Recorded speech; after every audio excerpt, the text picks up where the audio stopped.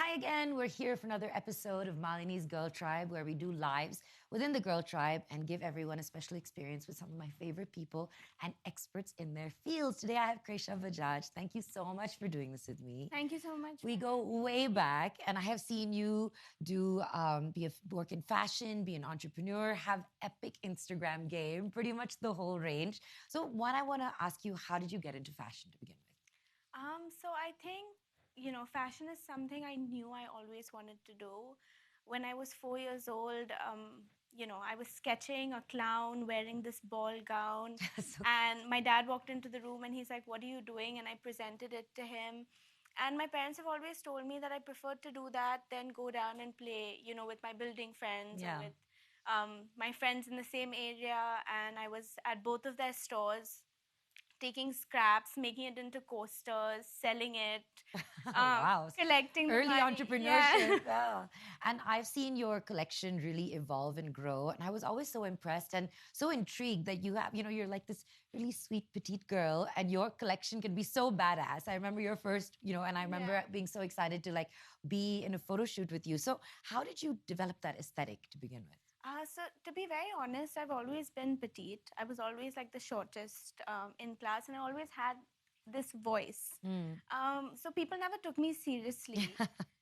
So I used my dressing as a way to kind of express myself. I went through a goth phase where I was in all black. I cannot Uh, picture that, by the Yeah, way. with Yeah. like piercings and black lipstick. And I think that's how my aesthetic for Koesh grew in that very like badass kind of way with spike studs. Yeah.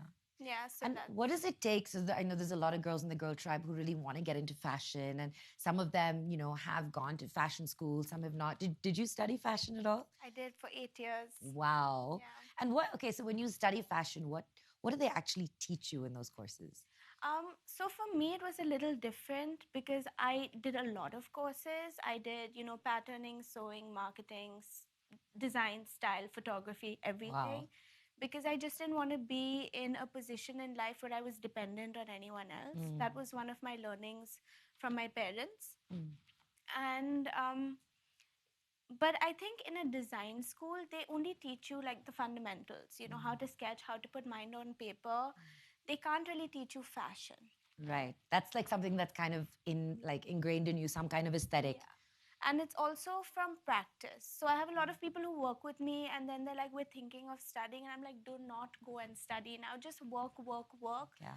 Because nothing gives you that much, experience and knowledge as Or work like does. interning or Yeah, learning from someone. exactly. And I love that your range is you just had the most stunning collection that I saw, and your whole house became this underwater world. So tell us a little bit about that collection, and how do you come up with what your brides should look like? How do you picture them?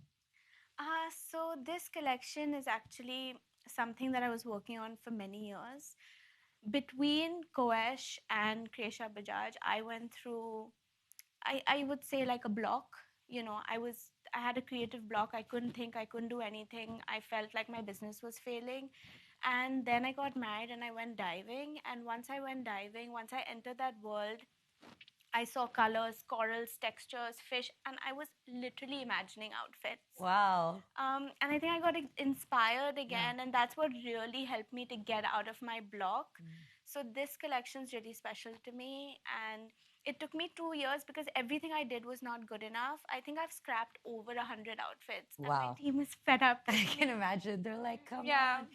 Wow. And I didn't make that connection between diving and your collection. And now, of course, the penny drops. So how do you make that connection between what you're picturing and what brides want today? I really just go with my gut.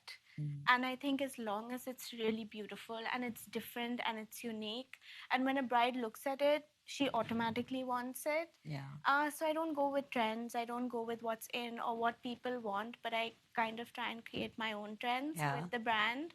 And everyone's looking for something new and to stand out at their wedding now. So, what is your advice to those brides? Like you're saying, it's not about being on trend, but how do they decide what they should wear? So a lot of people think that because they're getting married, they need to, again, go with trends. Feathers are in, or this is in, or that is in. And I think it's really important to look like yourself.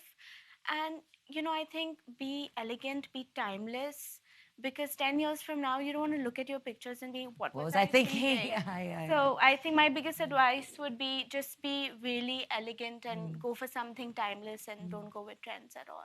And you know, a lot of people, when they think of, I want to be a fashion designer, don't realize how much back end business is involved. So, what would be your advice to the Girl Tribe that how do you run the business end of fashion?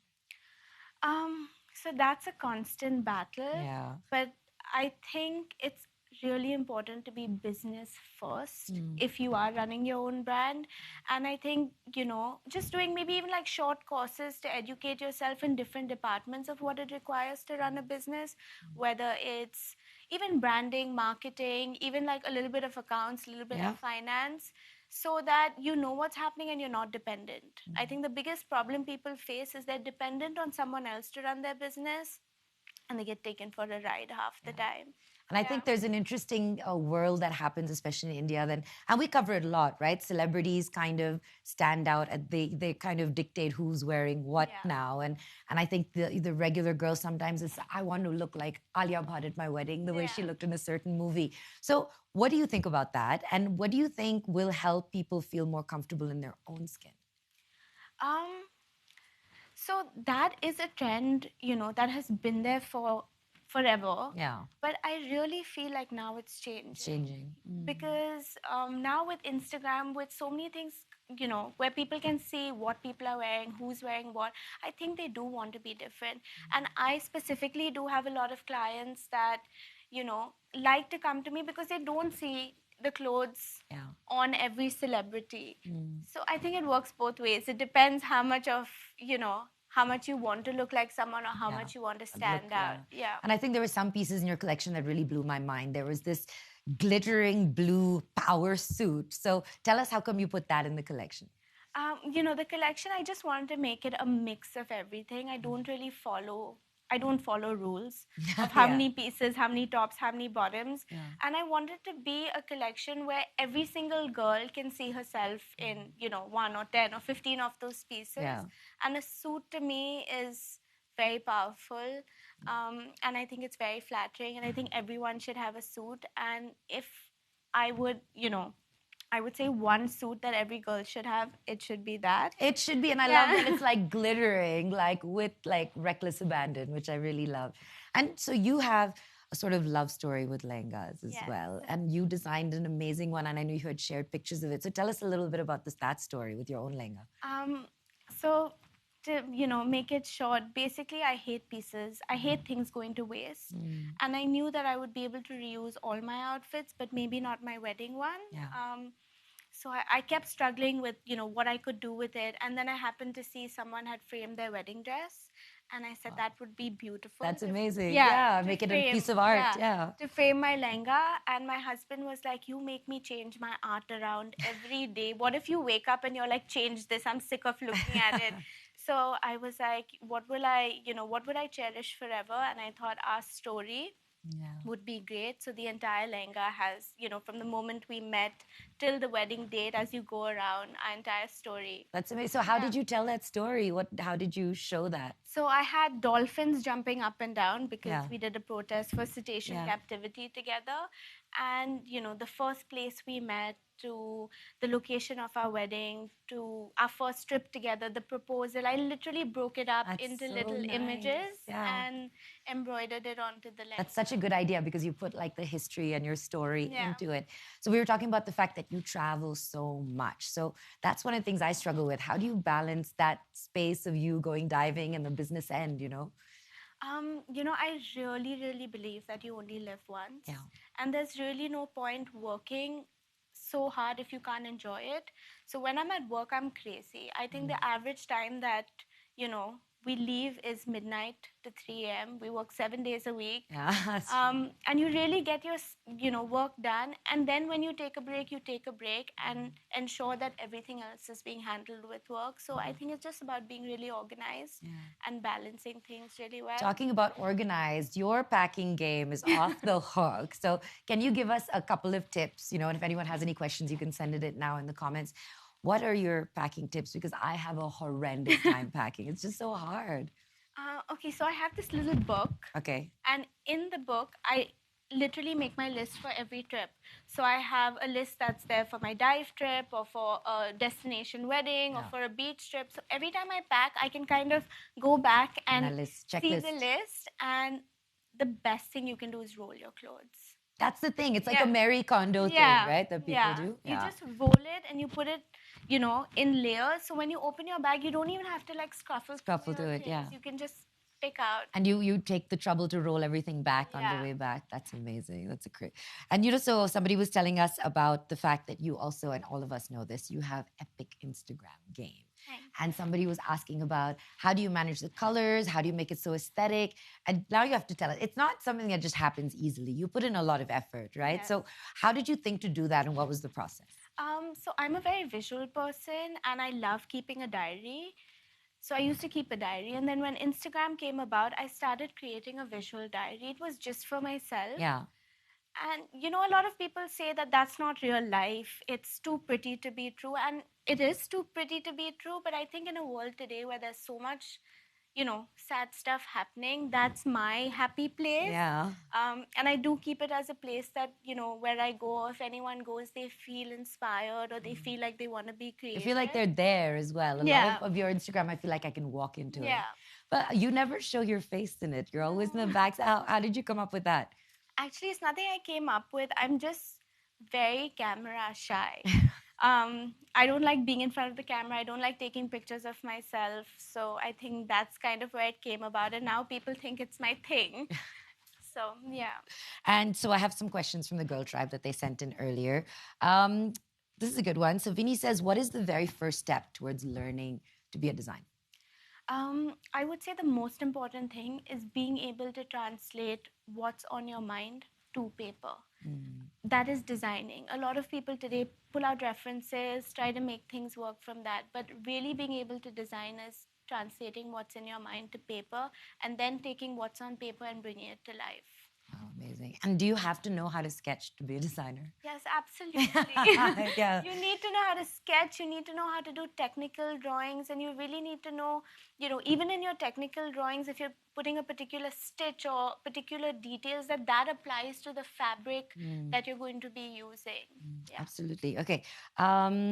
Pujita wants to know any tips on how you actually take the photograph and who is taking your pictures? So I take all my pictures apart from the pictures that have me in it. How do you take the? Oh, you've when you're He's the one that has kind of really helped me get my pictures. It's so rare to find a guy who's going to do that. By the way, we all struggle with this. Yeah. So he does wildlife photography. So he says you're just another wild one for me to photograph. But natural light, indirect light. I mostly take everything from my iPhone, but I think lighting is the key. And I've heard you wake up like super early in the morning and you do research of where you're going to go shoot. So how would you do that? So it's not really a shoot. Yeah. But we like experiencing places that you could never experience with no one else there.